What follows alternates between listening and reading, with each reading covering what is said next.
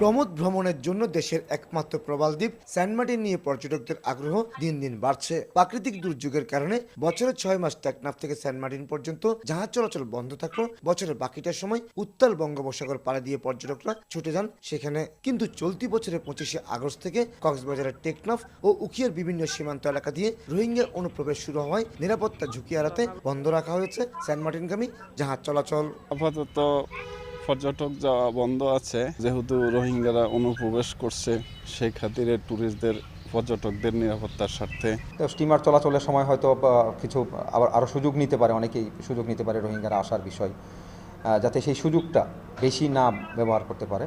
November থেকে ফেব্রুয়ারি পর্যন্ত 4 মাস বাংলাদেশে পর্যটন মৌসুম হিসেবেই চিহ্নিত। কিন্তু সেন্ট মার্টিনগামী পর্যটকদের সুবিধার্থে অন্যান্য বছর 1 অক্টোবর থেকে 30 মার্চ পর্যন্ত 6 মাস জাহাজ চলাচলের অনুমতি দেয় প্রশাসন। এবারও 1 অক্টোবর থেকে জাহাজ চলাচলের